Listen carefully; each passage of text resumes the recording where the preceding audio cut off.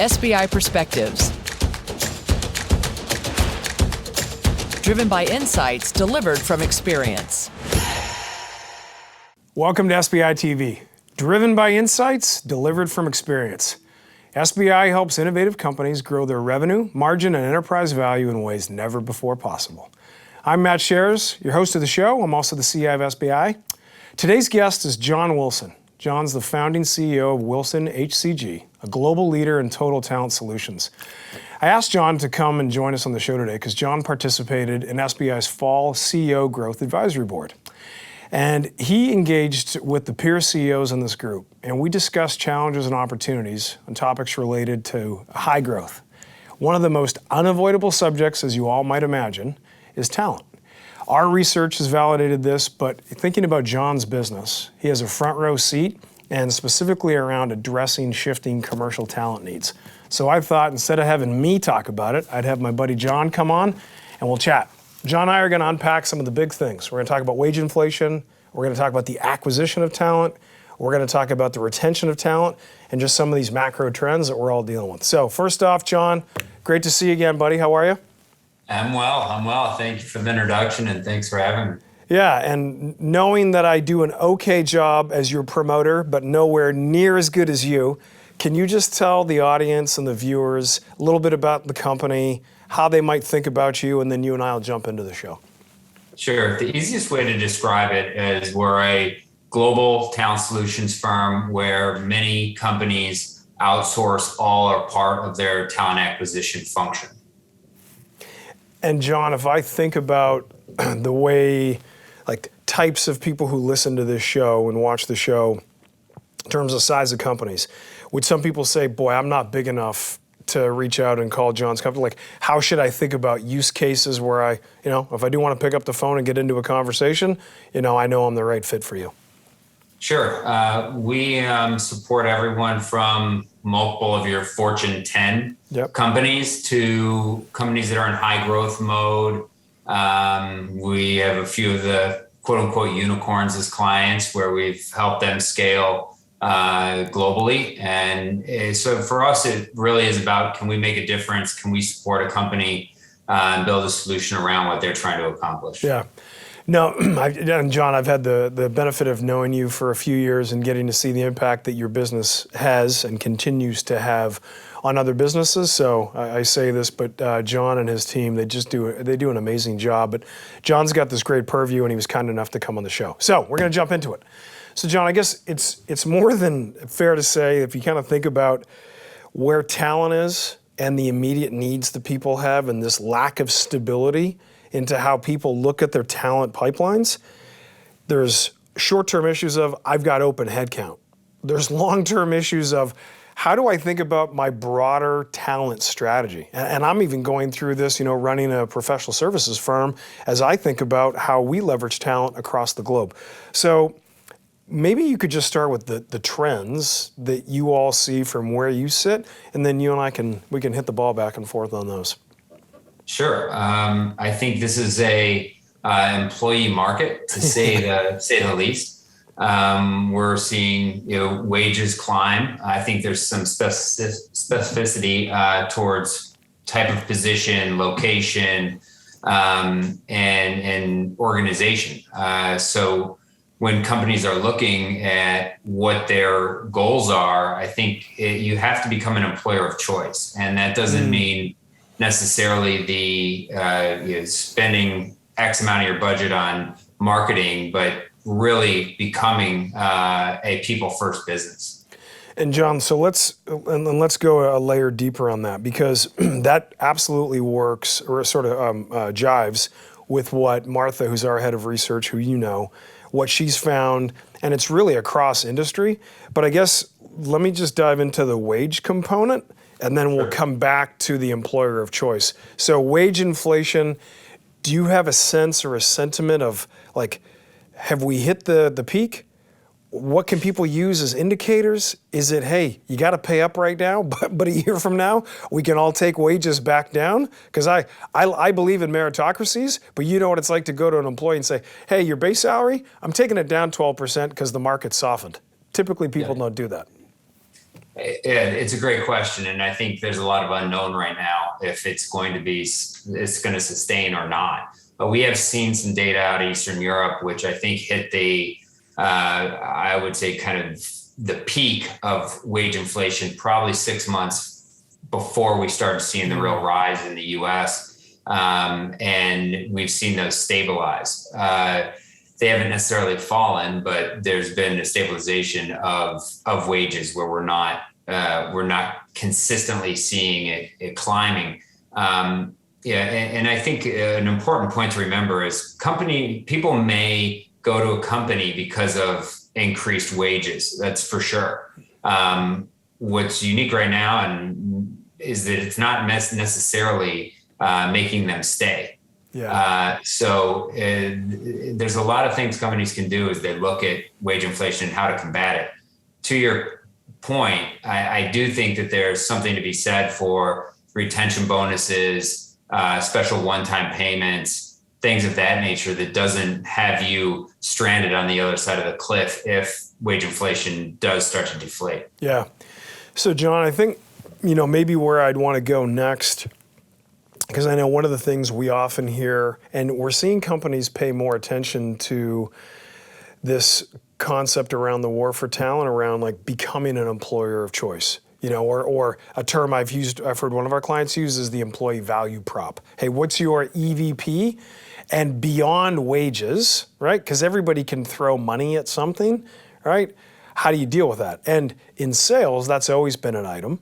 But we're seeing it broad-based. But I guess we'll focus commercially. So, we're seeing people take really aggressive steps with their top 10 to 15% of their talent to surround them, but not just on comp, on, to your point, like the employer of choice. So maybe just share a little bit of your broad-based view. And then what I'd like to know specifically is, what's the CEO's job in that when it comes to commercial talent?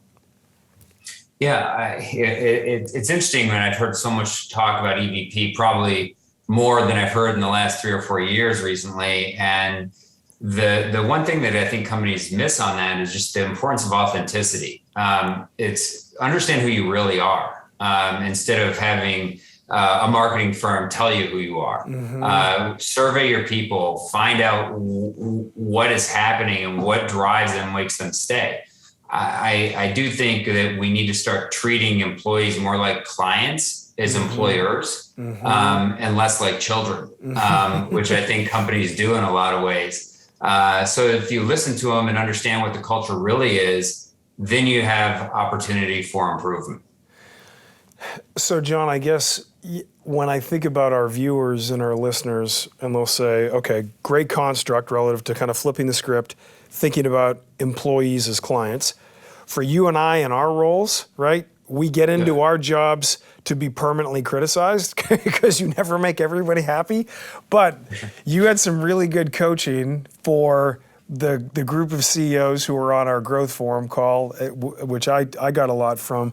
So when you think about like being too involved as a CEO now commercially versus an obstacle, like if you had a couple bits of advice for the CEO around like, hey, here's how you can have an impact with the commercial talent, what would that be? Yeah, great question. I think first on the hiring process, the visibility side of it for a CEO is important. We heavily promote within our clients that the CEO is getting insight into hiring process, meaning a big point of fallout for people who are wanting to work in your organization is the time that they're sitting in process waiting to be interviewed. So if the CEO has visibility to that, they are able to see where the weaknesses are in the system. Sometimes that is one hiring manager, sometimes it's a recruiter, whatever that is, just having that pure visibility is key. And then, because then you know where to go. Where are your hiccups? Where are the problems?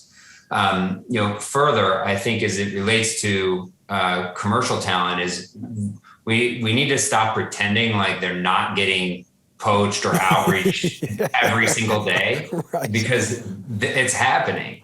And so looking at what you can do as an organization to be that employer of choice and find out what are the key drivers. Things that we saw that we did internally was looking at doing summer hours over the summer. And we had every other week, people had a Friday off. We measured those productivity numbers from the summer versus the spring when they didn't have that time off. And we're going to do it in the fall to see if there's any differentiators. But from what we can see from the spring versus the summer, there was zero drop in productivity, even though we had entire workforce was taking 2 days off a month. That is a great insight. John, one of the things that we often recommend to our clients, if I sit down with a CEO and I say, hey, can you tell me the top 5 deals in the forecast, the must-wins? They will recite them in large organizations. They will be, oh my God, yeah, I know this one and this one we're trying to get a renewal, but there's an opportunity. Ask the same question around the acquisition of whether senior talent or must-win human capital, blank stares. So recommendation for many of the viewers is, if you think about tenacity in a pipeline around commercial and when you're running a B2B sales force, think about the way you run your hiring process. The same rigor, the same discipline, the same flexibility and agility and back and forth and functional interlock has to be applied to that. So, John, on this last segment, if you think about like the concept of productivity on a per head basis and looking at it, and we can talk commercial, but obviously a lot of CEOs watch and listen to this show, so they think about productivity across the board. You just made an interesting point about like the alternate Fridays. Love that idea. You shared that with myself and a few of the team, and I love that. And we're going to implement something similar here because it seems like a low-hanging fruit opportunity. Are there other things that people should be doing to gauge and judge overall productivity in your recommendation? Yeah, I think one miss is that, and this goes back to treating talent acquisition employees like clients, is we don't ask enough. What are the drivers? What would make you more productive?